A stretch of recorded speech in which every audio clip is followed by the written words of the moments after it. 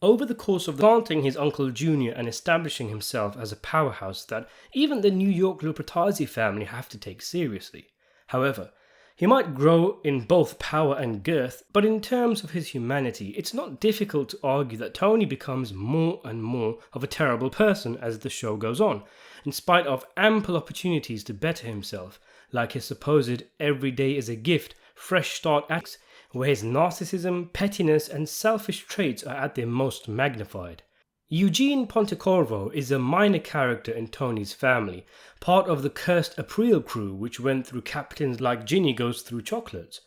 He first appears in season 3 and runs a low-stakes poker game, a sports betting agent. In fact, he is getting made at the same time as Chrissy in season 3 and yet looks considerably older, suggesting Eugene took a long while to earn his buttons. With that being said, he is competent in his works, like when he intimidates a juror or carries out an assassination. Although mild-mannered, Eugene clearly has a temper about him, as shown when he violently attacks little Paulie in season 5 after breaking balls goes too far. Personally, I felt Eugene's actions here were affected by the stress he was under, as the first episode of season 6 reveals that Eugene is actually an informant for the FBI. Interestingly, Robert Funaro, who played Eugene, was originally set to play Ralph Cifaretto, but after filming an episode, the showrunners felt it was not working, so Joe Pantoliano was brought in to replace him. As Funaro still had a contract, David Chase decided to keep him on and promised him a memorable ending in spite of his reduced role. Maybe this line by Johnny Sack is a nod to the change of roles. Ralph Cifaretto's the only one who knows how to handle the Esplanade? Put Pontecorvo in there. Anyway, in the season 6 premiere, Eugene inherits $2 million from his deceased aunt, during a time where there are serious tensions at home with Eugene's wife pushing him to talk to Tony about retiring to Florida. His son also has a major drug problem and the two don't see eye to eye. When Eugene does talk to Tony, Tony is reluctant, reminding Eugene that he took an oath and he needs to be loyal to his capo, but says he'll consider it. Chris gets Eugene to perform a hit for him in the meantime and says he'll put in a good word. It must suck for Eugene to take orders from someone so much younger and who was made the same time as him, but what are you going to do? Back in Eugene's private life, the feds inform him that they reject his notion to move to Florida, especially as the rat Raymond Curto died and they need him to build a case against Tony Soprano. Meanwhile, Tony, even after getting a taste of Eugene's $2 million, turns down Eugene's request. After Eugene performs the hit, there's a small scene of him trying to get rid of a smudge of blood off his face, and he inadvertently ends up wiping more on the map he has laid out in front of him, perhaps symbolism of the fact that he won't be able to rid himself of this life. The story of Eugene Pontecorvo is a sad one. Tony and the feds both stop his dream of escaping the mob life and repairing his relationship with his family. Scenes of he and his wife excitedly house hunting and Eugene staring lovingly at photos of him and his son years ago are devastating, especially when juxtaposed by Eugene's violent and sudden hanging of himself. Though it will no doubt traumatize his family, Eugene died without having been convicted of a crime, so the $2 million he inherited will go straight to his family. As the opening episode of the final season, it sets up one of the key themes of the season, about these guys, Tony, Vito, Chrissy, being unable to walk away to escape the life. Eugene was a rare case where he tried everything within his power to get away, but he was trapped, boxed in from all the angles, his story destined not to have a happy ending. He wasn't just a rat, he was trapped like a rat. His comment about his aunt being the only person who made him feel special, coupled with all the stresses we see him go through, paints a picture that Eugene had a pretty sad life. His story's theme is similar to that of the movie Donnie Brasco, in that mob life is not all glitz and glamour. Christopher's line about Eugene, who wouldn't want to take the easy way out, highlights how little the crew knew of the struggles Eugene was going through, and that he will be remembered as a coward. Their estimation of him as a man plummets, whereas others like Raymond, who looked at ease ratting for the feds, is remembered as a stand-up guy. Ironic then, seeing as though many Sopranos fans figured the reason why Eugene was ratting for the feds in the first place may have been because his son was picked up with drugs and he was trying to save him, as was the reason he was pushing to move to Florida. Although the way Eugene speaks to the feds about his son, it probably wasn't this, In any case, we all remember that there was that crow that Chris noticed when he was getting made, that bad omen that flew away once the ceremony was complete, symbolizing the snatching of Chrissy's soul. But let's not forget, Eugene was also being made. He made a deal with the devil, and there was no way to back out as his soul had already been claimed. Ultimately, Eugene's ending left his wife with his aunt's inheritance and the chance to start again in Florida. Many also theorize, as I talked about in a previous video, that Eugene's widow used the money to hire a hitman who took out Tony in the final episode. But let's go back to the $2 million. Of course, Tony does have legitimate reasons for not letting Eugene leave. He's right. Eugene took an oath. There's no retiring from this thing. What would it look like to the other guys? What kind of message would it send if he allowed a made guy to buy his way out of the mob, and one who only recently got his stripes? Even still, that's probably not why Tony didn't let him go. This was a point where Tony simply disliked others being happy and content, and it would probably cause him physical pain to allow Eugene to ride off into the sunset. Why should Eugene deserve to be happy when he himself is miserable? Plus, he'll want to squeeze as much out of Eugene as possible, knowing he has $2 million to his name. So looking back, how should Eugene have handled it? Of course, hindsight is in our arsenal. No one knows what the future holds, my friend. Were there other ways of convincing Tony to let him go? Clearly what he tried, putting his cards on the table, giving Tony a piece to rub his muzzle, didn't work. And if anything, made his standing in the crew worse, as now he'll be remembered as the guy hanging around, who wants to be cut loose.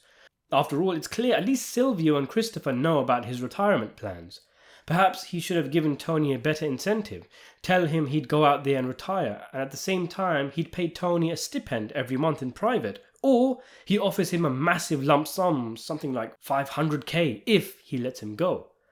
One idea would be simply not to tell Tony. Instead, he carries on giving Tony envelopes every week, except now he doesn't need to be as directly involved in criminal activities. He can just tell Tony he did some action and here's your cut. He could even go in heavier, giving heavier envelopes to Tony. Tony's impressed by Eugene's newfound ability to earn, and what with the Vito situation a few episodes later, he might have been made a captain, something he suggested to his wife. He might have been made in charge of the Esplanade.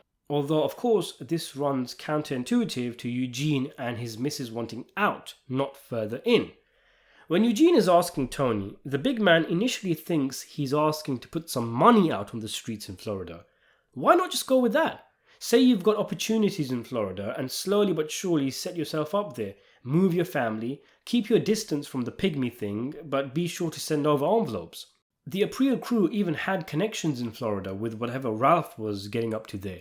He was there for so long we didn't see him for 2 seasons. I can't see Tony turning down the idea if he thought it would make him more money. Eugene should have played on that idea and proven it to Tony by showing up a few weeks later with a big bag of cash.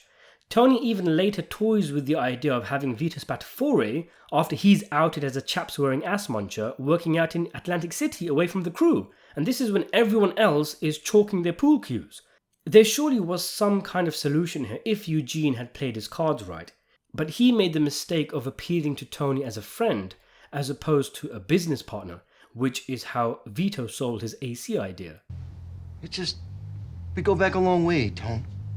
Another possibility, and this may be on the more wild side, is that one day Eugene rocks up and tells everyone he's got an incurable disease. He makes a big show of it, always with the scenarios, makes a point of how soon he won't be able to function as a man, and no doubt the mob wouldn't want him around their social club no more. And then he quietly moves to Florida and never steps foot in Jersey again. It could work, although he might end up getting whacked if they fear him being a liability. Of course, there's no real reason why Eugene couldn't have bought a house in Florida and have his family move down there, with him visiting here and there. It's even suggested by Eugene, but his wife shoots down the idea. She may have been a malignant cunt, but she loved Eugene and wants the whole family together and him out of the mob. And to be honest, for all his faults reasoning with Tony, there were quite a few logical things that Eugene said, like when he tells his wife that Florida is no better and it's the drug capital of the world. I mean, what was his wife thinking that Florida was going to help their son with his drug problems? Ultimately, many of these ideas are irrelevant because Eugene still had the FBI on him. That was the most severe of his trappings. If he retires, then he is of no use to them, so they'll just arrest him on whatever charges they have on him. Perhaps going into witness protection was not something that was offered to Eugene because he was more useful to the feds on the streets.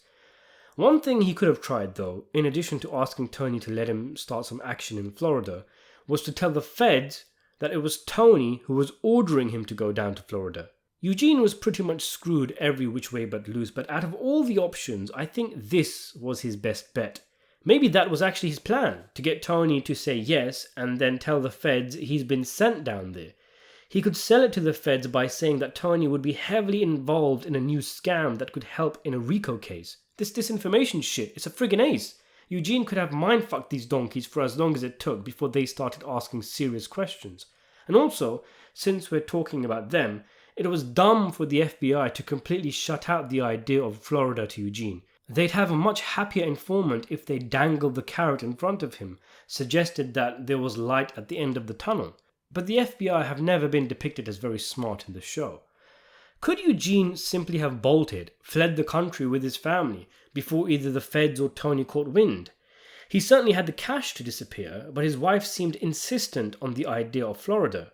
Vito and Puss were pretty safe wherever they were before they came back, and Tony didn't have the resources to hunt down Furio. Eugene's wife would have to just drop the Florida idea, and they'd have to head outside of the States if they could. But this was post 9/11, and we lead the world in computerized data collection, so chances are if Eugene's name was on a flight manifest, the feds would get an alert. Now, could Eugene have done more to get information that would allow him to make a witness protection program deal with the feds? Get Tony on the wire talking about something heavy. It's difficult, Tony is very careful, but after Chris tells him to do the hit, surely he could go to the feds and tell them he's just been asked to commit murder. A, it would mean they could arrest Chrissy, and B, murder was a major no-no for informants, so surely the feds would have to act, maybe get Eugene out of there if he convinced them that his life was in danger if he refused the hit. Likewise, could Eugene have pulled a James Gordon from The Dark Knight and faked his own death? Maybe leave a violent scene at his home, or his car abandoned off the freeway. The mob would be curious, but eventually they'd forget about it.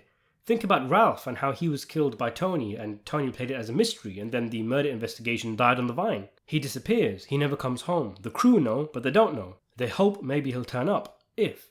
The feds might assume his status as a rat had been found out and he was taken out. After all, they didn't have the bodies of the likes of Puss or Adriana. It would involve some careful planning, and Eugene would always live life looking over the shoulder. He might even have to separate from his wife because the feds would watch her to see if he came back to her, but it is not outside the realms of possibility. And if all else fails, why not just see it out? Play your part and wait for the RICO case to develop and come down on Tony. Take the stand, then do your years. Come out of the can as a millionaire. Of course, there's 1,000,001 things that could go wrong with this, and what with his son's situation, time was of the essence.